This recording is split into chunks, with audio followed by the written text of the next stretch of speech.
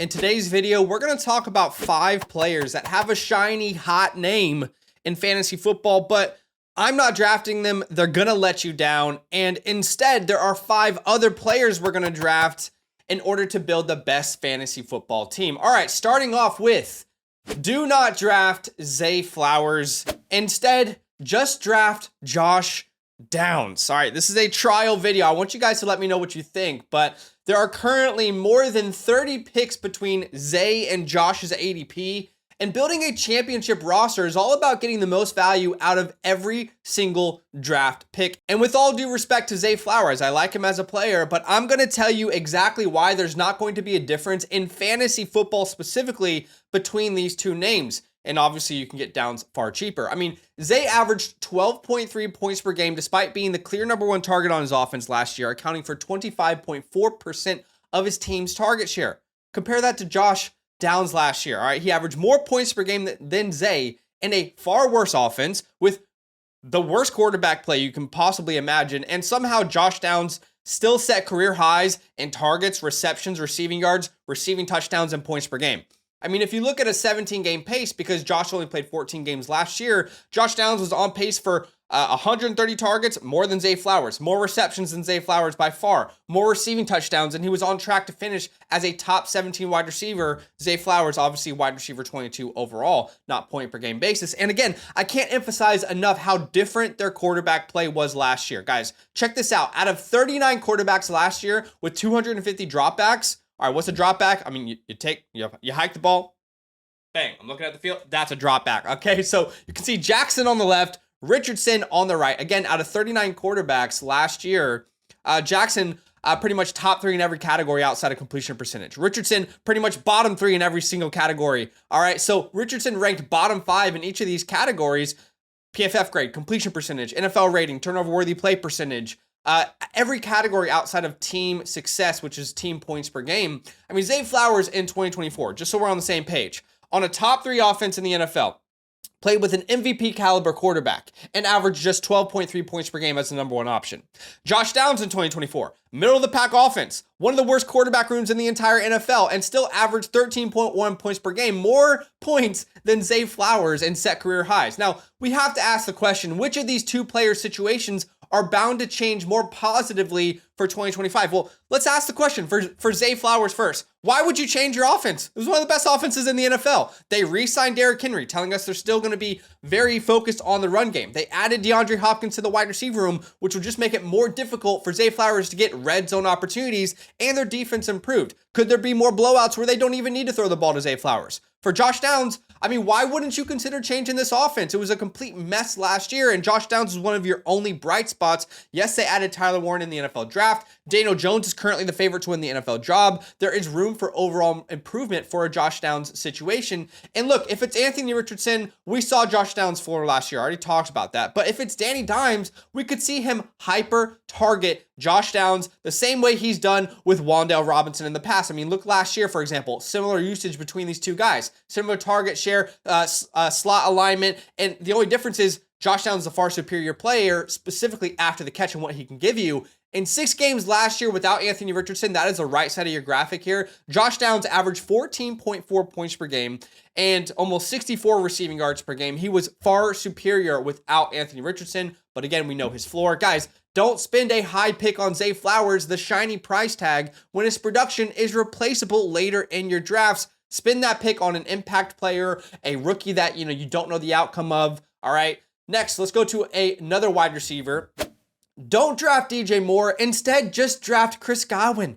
There are currently more than 25 picks between DJ and Chris's ADP right now. And again, with all due respect to DJ Moore, y'all know I love him. I really don't see a big difference in their outcomes and points per game for fantasy in 2025. Last year, and I know things have changed, but last year, Chris Godwin averaged almost 6 more points per game than DJ Moore, had higher averages in targets, target share, receptions, receiving yards, receiving touchdowns, yards per target, and yards per route run.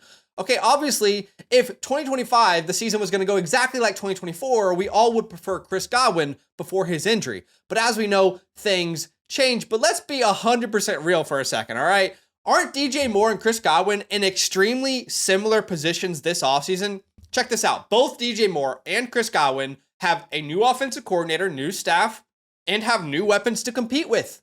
All right, DJ Moore lost Keenan Allen, but they added a first-round tight end in Colson Loveland and a second-round wide receiver in Luther Burden, who a lot of people thought should have gone first round.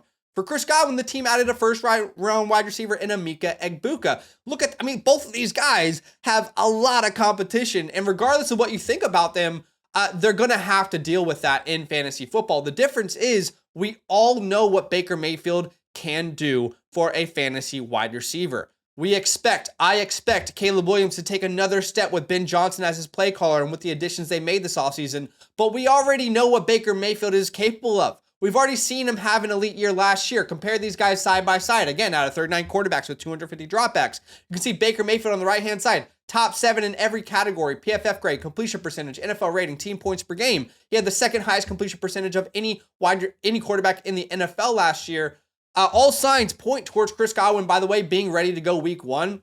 After the NFL draft, their GM, the Bucs GM, said the Emeka Egbuka pick had nothing to do with Chris Godwin's health. It was a pick for now and the future. Then, more recently, Todd Bowles goes on to clarify, saying, we're hopeful for week 1 for Chris Godwin. He added, if anybody can come back and play, it's going to be Chris. I 100% expect the Chicago Bears offense to be far better in 25 than it was in 2024. But what if Godwin is just as good of an option and you get him way, way later, and instead of drafting DJ Moore, again, you can get a more of a gold mine, a pillar pick at that ADP for DJ Moore. All right, how about some running backs? Don't draft David Montgomery. Instead, draft Brian Robinson or Aaron Jones. All right, let's talk about it. There are currently 20-ish picks between Montgomery and then the combo of B-Rob and Aaron Jones, all right? It's different on every site. But let's just start by stating the real concerns I have for Montgomery in 2025. Firstly, Ben Johnson is gone, and that's a huge deal because we always knew what we could get from a Ben Johnson-led offense in Detroit. In his offenses, both running backs were crucial. You can see every year as an offensive coordinator here, Ben Johnson had 2 running backs finish in the top 22 as running backs for fantasy football, right? Without Ben, we don't have that safety blanket projecting into 2025. So what do we know about their new offensive coordinator? All right, John Morton is his name.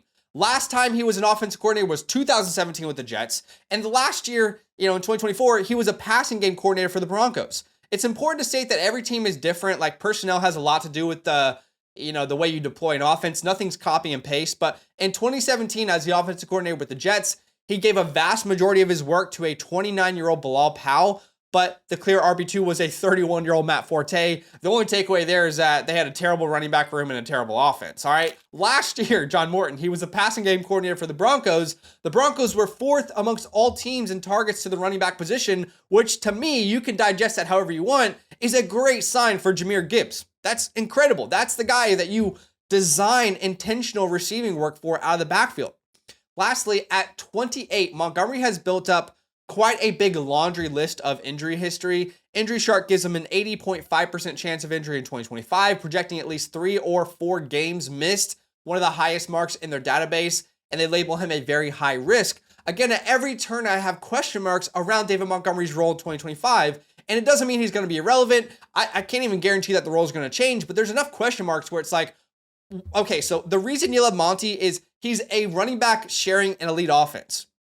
Why not just go get Aaron Jones instead, way later? Why not go get Brian Robinson way later? These are very similar situations. You can compare Montgomery, Jones, and Brian Robinson all here, but Jones with 14 points per game last year. Robinson had a down year, obviously, with his injuries, but they're all in elite offenses, and ultimately, there's enough risk with all these players. Why not just wait on, one of these other names instead of betting on Monty in 2025? All right. Draft with me every night this offseason on the FastDraft app, where there are over $250,000 in prizes waiting to be won. Getting started is easy. Download the FastDraft app, use the promo code LAND at signup to get your deposit match up to $50. That is 10 free drafts on us. And when you finish your first real money contest, I'll send you my 2025 rookie report and season rankings completely free. Check out the link in the pinned comment to start drafting today. I'm not trying to pick on the Detroit Lions. I love my Detroit Lions fans. I actually think they are America's team, not the Cowboys. Let's be real. But I'm going to tell you, do not draft Sam Laporta. Instead, just wait way later and draft Evan Ingram. Guys, everything about this Lions offense is completely new. Offensive coordinator changed, passing coordinator changed, even the tight end coach changed. Both Ben Johnson and Tanner Engstrom were crucial to deploying the tight end position in Detroit. Ben Johnson's a Bear. Ingstrom's a Jet. Let's talk John Morton again, okay? He was offensive coordinator in 2017 with the Jets, like we mentioned. Passing game coordinator with the Broncos last year. With the Jets in 2017, his top tight end, Safarian Jenkins, had 357 yards, finished as the tight end 20 in fantasy. All right, nothing sticky here because, again, two completely different teams, different talents, different personnels. Last year with the Broncos, his top tight end, Adam Troutman, accounted for 188 receiving yards, finished as the tight end 49 in fantasy football. But again, nothing very sticky here because the Broncos probably had the worst tight end room in all of fantasy football, all of the NFL, point blank period, right? So let's play glass half full, half empty. The good news for Sam Laporta is it's safe to say this is the most talented offensive roster John Morton has worked with in his career. The bad news is we have no idea how he's going to deploy the Amon-Ra, Jamison Williams, Sam Laporta, Gibbs, Montes, right? And of course, we have no idea how these players are going to respond to his offense. More bad news here. There's nowhere to go but down for the Detroit Lions offense. Like, they could maybe sustain what they did last year, but once you're at the top, you can't really go further. I mean, guys, they were top 2 in every category that you're going to see here. Offensive points per game, total yards per game, passing yards per game, team completion percentage, yards per passing attempt. The only thing they weren't top 2 in was passing touchdowns per game, but they were 4th. I mean, you can't really beat a season like that. If anything, there could be some regression to the mean, right? Laporta on a top 3 offense last year, 10.9 points per game. The tight end 8 on a points per game basis. Evan Ingram last year on a terrible Jacksonville Jaguars offense, 9.9 points per game, tight end 12 on a points per game basis. Peyton gave him kind of like that Joker tag. He joins an upcoming offense where he can fight for number 1 target share. And Laporta is being drafted 30 plus picks ahead of Evan Ingram. I have no idea which one of those two guys is going to finish ahead of the other. So I just don't see a reason to pay the price tag on a Laporta this year. Honestly, outside of McBride and Bowers and maybe Kittle, I don't even want to. I'm just going to punt the position entirely to leave it as late as I possibly can. All right, to end the video, and again, this is a trial video. I don't really know how it's going to go. I haven't done this concept in a while.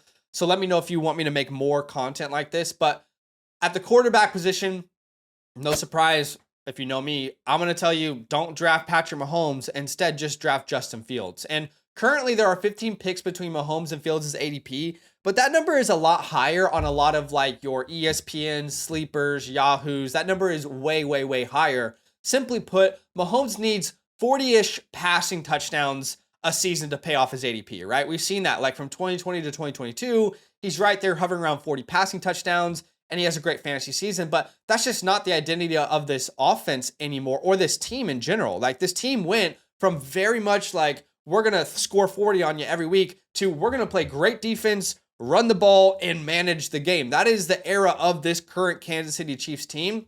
So I just don't see Mahomes being that threat to win leagues like he used to be. He also offers very little rushing upside. Justin Fields is cheaper by a round or 2, sometimes 3, depending on the site that you're on. And anytime he starts, he's a threat for rushing touchdowns, multiple.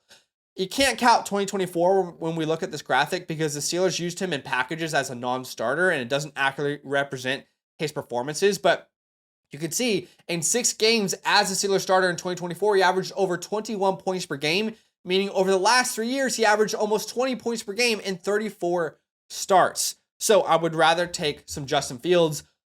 Think about the guys that are winning your leagues, guys. They are not quarterbacks that, don't rush the football. It's very rare. Like Joe Burrow is an outlier. Their offense is perfectly suited for him to throw 40 touchdowns per year. That's not the case in Kansas City. In my latest best ball tournament, I took Justin Fields in the 9th round. I'm drafting over on the FastDraft app, specifically in the Rabbit tournament. It's a 15-round, 1 quarterback, start 8 format. It just released this month, and it's already 42% full, probably 50% full by the time I release this video. 50K prize pool, no rake, 20-second clock, super quick drafts. Here's the monster team I built by waiting on Fields late in my draft. We got a wide receiver room of Neighbors, Hill, Pickens, Waddle, Golden, Ayuk, running back room of Jacobs, Hampton, Etienne, Charbonnet, and of course Bowers in round 2. Then Justin Fields as our starter in the 9th round. The earlier you draft in the Rabbit, the better you can exploit their ADP, which we're doing every day. I'd love for you to come draft with me. Download the FastDraft app, use the promo code LAND. We'll match your deposit up to $50, and then you're going to get my cheat sheet for free via email. I appreciate y'all big time for watching the video. If you do sign up, DM me on Discord. I'd love to add you to my group chat where we draft together on the FastDraft app. But let me know what you think of the content. I appreciate you watching, and I'll see you guys in the next one. Subscribe if you liked it. You know, like it if you liked it, and I'll see you soon. All right, enjoy the rest of your day. If you're thinking about supporting us in this economy, that's big love, and you deserve love in return. So for every yearly Mother Flocker member who uses the promo code LAND, we're giving out a free team playbook, our 2025 rookie report, access to all premium tools, free site vouchers, and of course, a huge thank you from the LAND crew. You're far too kind. That's love.